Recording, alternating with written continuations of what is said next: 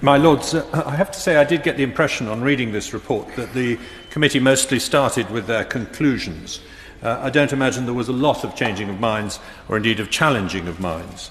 I want to focus on the assertions in the report that, quote, it is difficult, if not impossible, to envisage a worse outcome for the United Kingdom than no deal, and that, quote, the government's assertion that no deal is better than a bad deal was not helpful. With respect to the latter claim, I would point out that saying the opposite during the early months of 2016 was what was not helpful. It is now clear that the failure of the renegotiation prior to the referendum was guaranteed by the government's insistence it would recommend a Remain vote, however little the EU conceded. So I think we should have said change or go at that point. In any case, I find it far from impossible to envisage a worse outcome than no deal, if no deal means no free trade agreement. Even one in which we agree to giving Brussels continuing control over our borders, our money and our laws indefinitely without any say, so that we're effectively stuck inside the EU forever but with no say and no rebate, that would be a worse than no deal. No deal means no free trade agreement, and it's not the same as walking away and failing to settle administrative issues such as mutual recognition agreements on goods and aircraft landing rights. No one is advocating that, and it's not going to happen because under international trade law, discrimination is illegal. EU denial of equivalence to our banks, when the same is granted to US banks, would be illegal. Customs formalities and mutual standard recognition have to be provided seamlessly by both sides under WTO rules. Any failure to do this is, again, illegal. Say what you like about the EU, but they're not about to start breaking the law on that scale. The report cites evidence of problems at customs and ports if there's no deal. But I think it ignores the evidence given by John Thompson, the head of the HMRC, to both the Public Accounts Committee and the EU Committee in the Commons, that 99.5% of non-EU imports are not physically inspected, and that Mr. Thompson could not be goaded by members of the committee into the kind of doom-mongering that we've heard this evening about what would happen at ports. If we were to fall back on WTO terms, then according to no less an authority than the Director General of the World Trade Organization himself, Robert Azevedo, speaking last November to Liam Halligan of The Telegraph, and I quote, "It is not the end of the world if the UK trades under WTO rules with the EU." He went on, around half of the UK's existing trade is already on WTO terms with the US, China and several large emerging nations where the EU doesn't have trade agreements.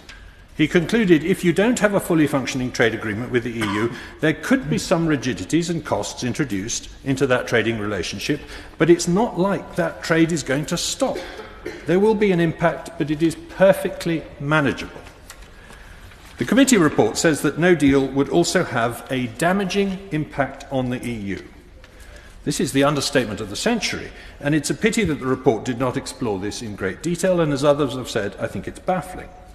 According to Professor Patrick Minford's calculations, under no deal, the EU loses around £500 billion in net present value. That's because, one, it loses our financial support during the implementation period. Two, the tariff revenue levied by us would effectively be paid by EU producers who must keep their UK prices in line with world competition to sell anything here. And three, we would conclude free trade deals with the rest of the world earlier than otherwise. In contrast, according to Professor Minford's calculations, the UK would gain around £650 billion in net present value from this outcome, mainly through lowering the external tariff, a point largely ignored in the report. Now, you can dispute these actual numbers, but it's very hard to argue with the general point that this would hurt them more than it hurts us. Claims to the contrary are almost always based on models that fail to assume current government policy. For example, that we will agree free trade agreements with non-EU countries that account for 60% of our global trade. Despite 60 years of trying, Brussels has failed to sign free trade agreements with China, Brazil, India and America. Many of its 50 or so trade deals are with tiny entities like Jersey and the Isle of Man. Again, Mr. Azevedo, the Director General of the WTO, explains why this is. Trade deals are difficult, but there is an additional complicating factor for the EU, which is agriculture.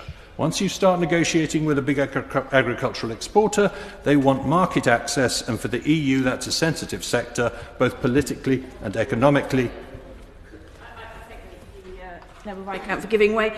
Isn't it the case that an EU agreement with India was prevented by the UK's objection to issuing more visas for Indian workers? Of negotiation. It's a long process and it's nowhere near ready, the one with India. Don't get me wrong. Of course I think we should strive for a good trade deal with the EU. And if we fail, it won't be for lack of trying on our part. But look across the table. Mr. Juncker and Mr. Barnier refuse even to talk about a trade deal till March, showing no urgency on behalf of the people and businesses of the European Union. We're in an odd situation here. The party that needs the deal most wants it least. Punishing the UK seems to be a higher priority for Mr. Juncker than looking after the interests of the EU 27 economies and people. How do you negotiate a deal with the other side when the other side is not interested in what is best for its side, but only interested in causing pain? In those circumstances, of course we must pay for more. I can't giving way, but could he not contemplate possibly that the party which he says needs a deal more than we need a deal may have a different view on that matter? That's my point. Their view is that the politics must override the economic interests of the people in their countries. Anyway, in those circumstances, of course we must prepare for no deal.